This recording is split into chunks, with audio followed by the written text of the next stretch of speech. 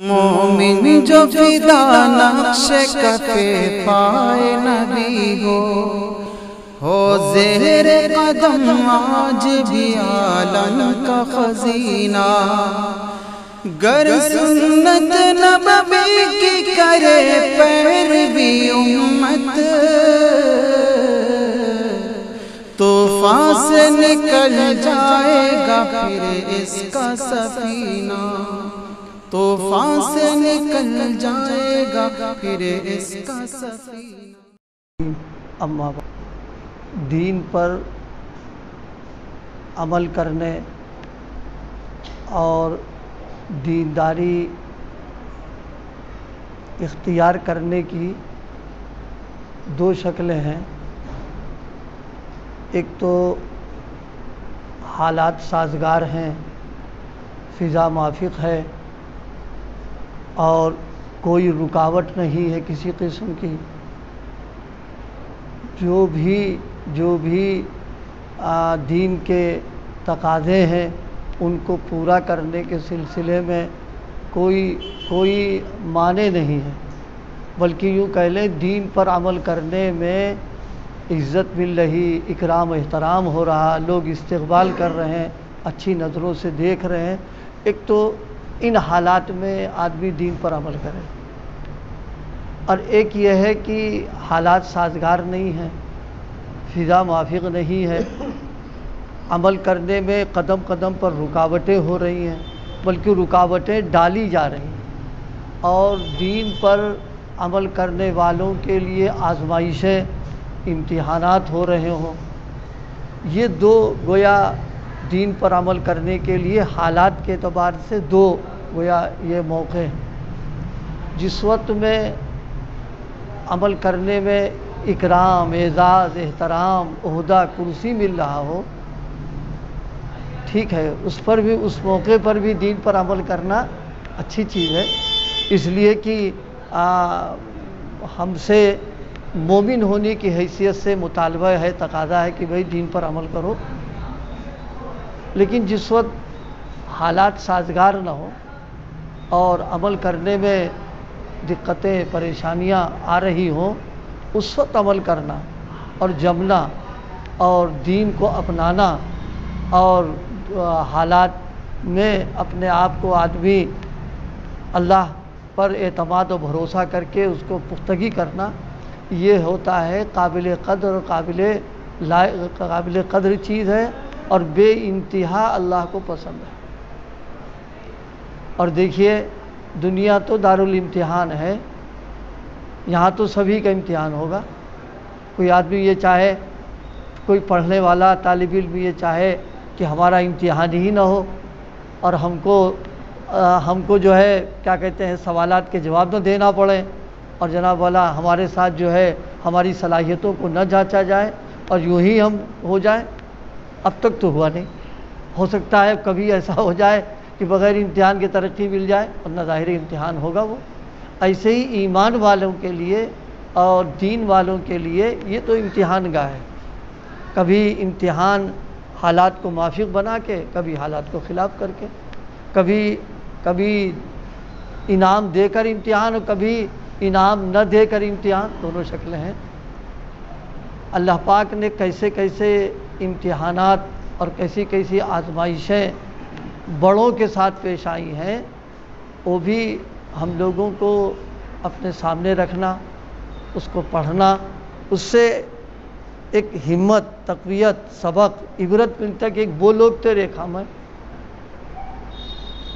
اب ہم لوگ مثال کے طور پر ایسے نماز پڑھنے آئے ہوئے ہیں، الحمدللہ اللہ کا لاکھ لاکھ شکر ہے، بہت بڑا احسان ہے کہ گھر سے مسجد آنے میں نہ کوئی رکاوٹ ہے، اور نہ کوئی جناب والا کوئی آدمی منع کر رہا، نہ کوئی مزاحمت کر رہا، بالکل آرام سے ارادہ کیا، گھر سے نکلے مسجد پہنچ لیے، اور یہاں آ کر کے اطمینان سے نماز پڑھ رہے ہیں، سکون کے ساتھ نماز پڑھ رہے ہیں۔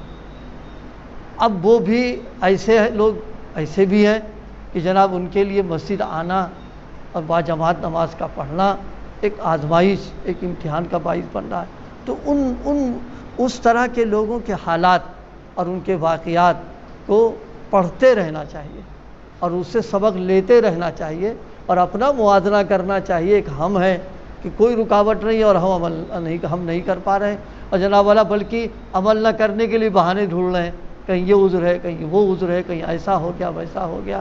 نہیں، تو دین پر عمل کرنا ہر حال میں۔ اللہ پاک ہم کو پختگی نصیب فرمائے اور دین کے لیے جمنے کی توفیق عطا فرما دے ہر حال میں۔ بڑے حضرت رحمۃ اللہ علیہ فرمایا کرتے تھے، فرماتے تھے بھائی جب ہوا موافق ہو اور موسم سازگار ہو اور سائیکل چلائے، فرماتے تھے کون سا کمال ہے، یہ تو سبھی کر لیں گے وہ، لیکن جس وقت موسم لو اور کیا کہتے ہیں دھوپ اور جناب والا آگ برس رہی ہو یا ٹھنڈک سخت پڑ رہی ہو اور ہوا مخالف ہو، پھر چلائے، تب کہیں گے کہ ہاں اس کا کمال ہے چلا لینا۔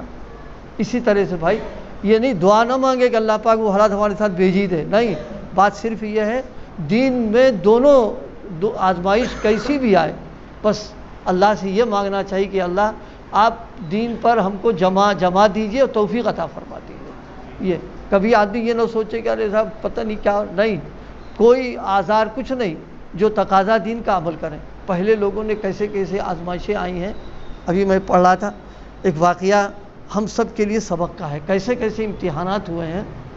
چار ائمہ یعنی 4 امام جن کے مسلک پر پوری دنیا میں عمل ہو رہا ہے۔ ایک حضرت امام ابو حنیفہ رحمۃ اللہ علیہ جن کے اوپر ہم عمل کرتے ہیں، حنفی کہلاتے ہیں۔ ایک حضرت امام مالک رحمۃ اللہ تعالیٰ علیہ کہ ان کے اس پر عمل کرنے والے مالکیہ کہلاتے ہیں، اور ایک ہیں حضرت امام شافعی رحمۃ اللہ علیہ ان کے اس پر عمل کرنے والے شوافع کہلاتے ہیں، اور ایک ہیں حضرت امام احمد ابن حنبل رحمۃ اللہ علیہ ان کو حنابلہ۔ عجیب معاملہ، سب کے ساتھ آزمائشیں آئی ہیں اور ایسا زبردست امتحان ہوا ہے کہ ان کی آزمائشوں کو جب پڑھیے تو اگر کچھ بھی غیرت ہے اندر اور کچھ بھی احساس ہے تو کلیجہ منہ کو آتا ہے کہ یا اللہ یہ بھی ایک وہ تھے کہ اتنے سارے مصیبتوں اور تکلیفوں اور آزمائشوں کو جیسے ہنسی خوشی جس کو انہوں نے برداشت کر لیا، اور دین کے سلسلے میں ذرہ برابر کسی سے سودا کرنا یا ذرہ برابر کچھ پیچھے ہٹنا یہ ان کو گوارا نہیں تھا۔ حضرت امام احمد ابن حنبل رحمۃ اللہ علیہ کی جو آزمائش آئی ہے زبردست آزمائش ہے، وہ اپنے گھرانہ، اپنا خاندان یا اپنے بستی یا اپنے شہر کے والوں سے معاملہ نہیں تھا، ان کا معاملہ حکومت سے تھا، اور وہ بھی جمہوری دور نہیں تھا، وہ بادشاہت تھی، یعنی ایک بادشاہ وقت کا مقابلہ ان کو کرنا پڑ گیا، اور ایک دین کے مسئلے پر بات، ذاتی کوئی دین کے مسئلے پر بات آئی۔ ہم سب کا عقیدہ یہ ہے کہ قرآن پاک اللہ کا کلام ہے، یہ مخلوق نہیں ہے، جتنی چیزیں ہیں سب مخلوق ہیں، لیکن قرآن پاک جو ہے یہ اللہ کا کلام ہے، مخلوق نہیں ہے۔ اس وقت میں معتزلہ ان کا نقطہ نظر یہ تھا کہ نہیں، قرآن پاک جو ہے وہ اللہ کی مخلوق ہے۔ وہ اس پر ایک مسئلہ کھڑا ہو گیا۔ حضرت امام صاحب رحمۃ اللہ علیہ اللہ پاک ان کی قبر کو نور سے بھرے، مورخین نے لکھا ہے اس امت پر 2 لوگوں کا احسان ہے کہ امت اس احسان کا صلہ نہیں دے سکتی، اللہ پاک ان کو عطا کرے گا۔ اگر انہوں نے بروقت دینی نمائندگی، ترجمانی اور حق پر جم کر کے اعلان نہ کیا ہوتا تو بس کیا ہوتا، کچھ اسباب ایسے تھے کہ چراغ شاید گل ہو جاتا ہے۔ حضرت نبی کریم صلی اللہ علیہ وسلم کی وفات کے بعد جو سب سے بڑا فتنہ امت کے لیے پیدا ہوا ہے، اس فتنے کا سد باب اور اس کو روکنے والی جو شخصیت تھی، جس کو سد سکندری کچھ کہہ لیں، وہ سیدنا حضرت صدیق اکبر کی تنہا ذات تھی کہ انہوں نے اس مسئلے کو حل کیا، اور دوسرے سیدنا حضرت امام احمد ابن حنبل کا۔ اگر یہ دونوں نہ ہوتے تو کیا ہو جاتا کوئی نہیں بتا سکتا۔ اب ظاہر ایک بادشاہ وہ تو کہہ رہا مخلوق ہے، اور یہ کہ اللہ کا کلام ہے، مخلوق تو نہیں ہے۔ یہ مناظرے یہ وہ سب ہوتا رہا، اخیر میں یہ ہوا کہ ان کو سزا دی جائے، ان کو کوڑے لگائے جائیں۔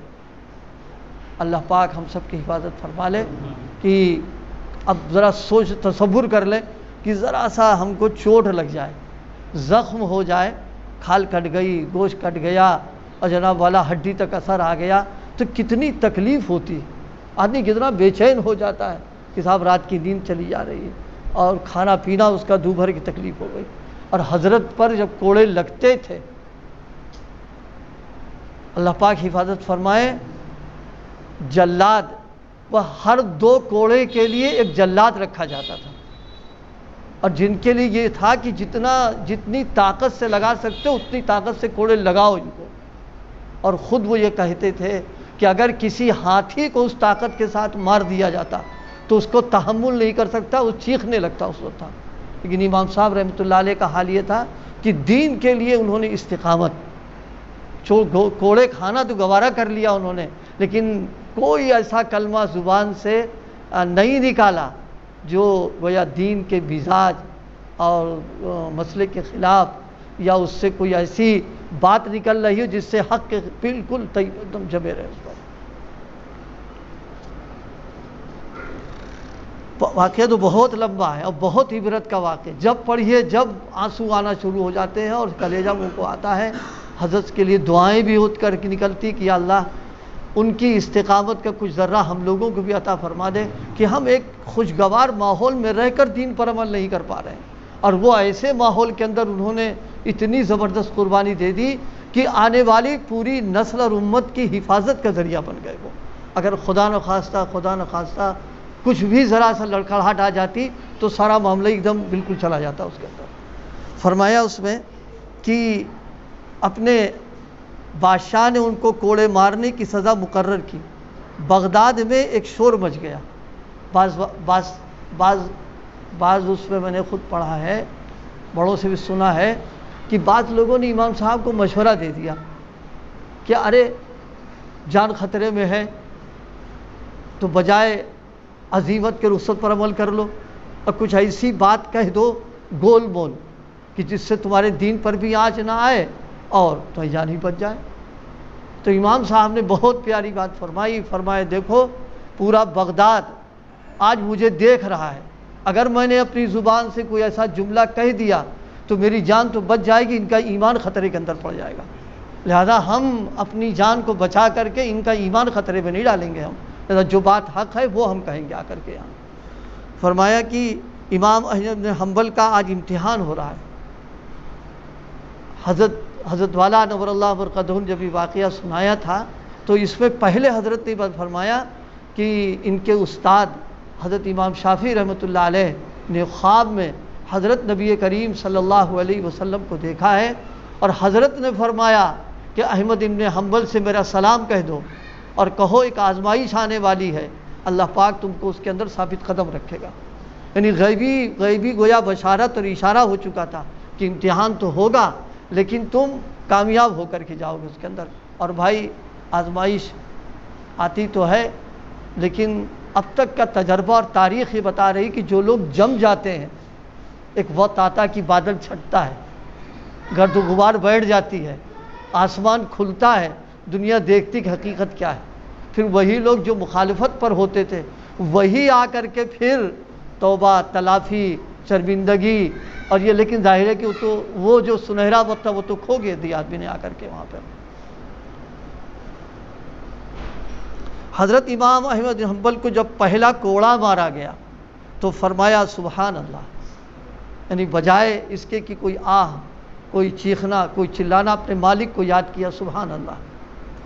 دوسرا کوڑا مارا تو فرمایا لا حول ولا قوت الا باللہ، اور جب تیسرا کوڑا مارا تو فرمایا لن یصیبنا الا ما کتب اللہ لنا هو مولانا۔ یہ تینوں جو زبان سے جو جملے نکلے ہیں علماء اور اہل علم، یہ اللہ پاک نے کہلوائے اور ایسے موقع کے لیے بہت مناسب جملے انہوں نے استعمال کیے، تینوں موقعوں کے لیے انہوں نے۔ یعنی یہ مصیبت جو آ گئی ہے یہ اللہ نے ہمارے لیے مقرر کی ہے، جو ہمارا مولا ہے، یعنی جو کچھ آ رہا محبوب کی طرف سے آ رہا، کوئی مسئلہ نہیں ہمارے لیے۔ آپ کو اتنے کوڑے مارے گئے، میں نے اس دن سنایا تھا ازار بند ٹوٹ گیا، نیچے کا کپڑا جس میں بندھا ہوا تھا کمر میں وہ ٹوٹ گیا۔ اب ظاہر ہے حضرت تو بیڑیوں میں تھے بالکل اور ہاتھ بھی بندھے ہوئے اور پیر بھی حرکت بھی نہیں کر سکتے تھے وہ. اب ٹوٹنے کے بعد خطرہ تھا سطر کھل جانے کا. بند ٹوٹ گیا، فوراً آسمان کی طرف نظر اٹھائی. اس وقت آپ کے ہونٹ بھی ہل رہے تھے مگر کسی کو پتہ نہ چلا کہ کیا فرمایا. پھر وہ ازار بند خود بخود اوپر ہو گیا. میرے اپنے مالک سے رجوع کر لیا کہ یا اللہ جو کچھ میرے بس کا تھا اس وقت میں نے یہاں تک پہنچایا، لیکن یہ تو میرے بس میں ہے ہی نہیں، اب آپ میری حفاظت فرما دیں. غیبی نظام ہوا کہ فوراً اللہ پاک نے ان کا سطر کھلنے سے بچا دیا. اللہ نے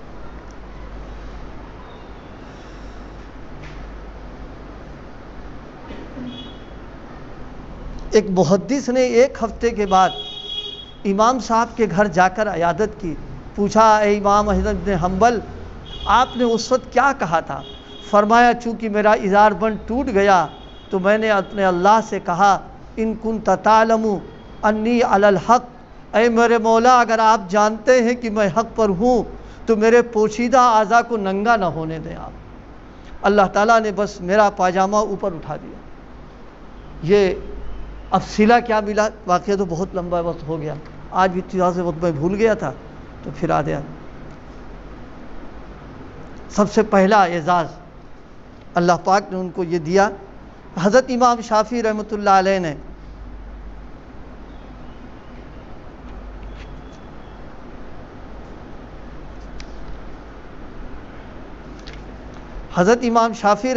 علیہ نے اپنے ایک قاصد کو وہاں بھیجا اور کہا کہ جس قمیص میں میرے شاگرد امام احمد بن حنبل کو کوڑے لگے تھے وہ قمیص مجھے دے دو.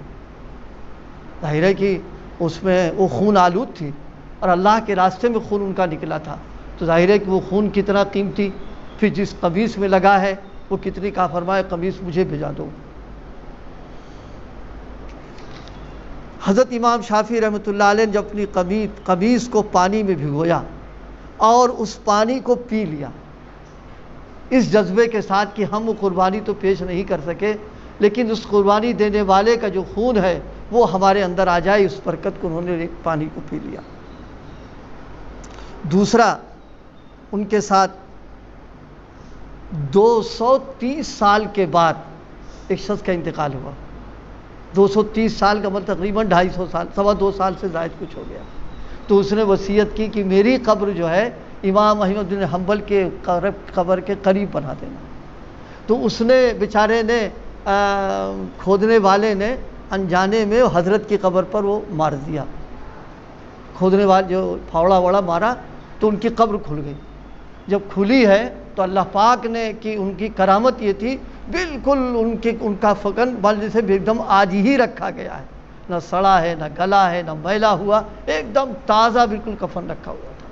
یہ دوسری اللہ تبارک تعالیٰ نے ان کے ساتھ اعزاز کا معاملہ کیا ہے. قصہ لمبا تھا، بس آخری ایک بات اور ہے. جس وقت ان کا انتقال ہوا اس سننے کی بات ہے، حضرت ملا علی قاری رحمۃ اللہ علیہ لکھتے ہیں جب آپ کا جنازہ نکلا ہے تو آپ کے جنازے کو دیکھ کر 20,000 کافر مسلمان ہو گئے. یہ دین پر جمنے کا اور دین پر استقامت کا اللہ پاک نے صلہ یہ دیا. ان کو جو دے گا وہاں اس کا تو ہم آپ سوچ ہی نہیں سکتے کہ اللہ پاک نے انہیں وہاں کیا دیا. وہ واقعہ بہت لمبا ہے. کسی نے خواب میں پوچھا کہ امام احمد بن حنبل وہاں کیا ہوا تمہارے ساتھ، تو انہوں نے اس کو بتایا. لیکن یہاں یہ ہوا کہ ان کے اس عمل کی بنیاد پر کتنے لوگ مسلمان ہو گئے. 20,000 بہت ہوتے ہیں صرف ان کے اس عمل کو دیکھ کر کے. بھائی اللہ پاک ہم سب کو دین کی استقامت نصیب فرما دے. عاشق کا جنازہ ہے ذرا دھوم سے نکلے. یہودی اور عیسائی ایمان لے آئے کہ اللہ ضرور ہے جس پر اس طرح سے بھی جان دی جاتی ہے. ان کے کوچے سے لے چل جنازہ میرا، جان دی میں نے جن کو خوشی کے لیے، بے خودی چاہیے بندگی کے لیے. اللہ پاک ہم سب کو سچا پکا دیندار بنا دے اور دینداری کے لیے اللہ ہماری زندگیوں کو قبول فرما.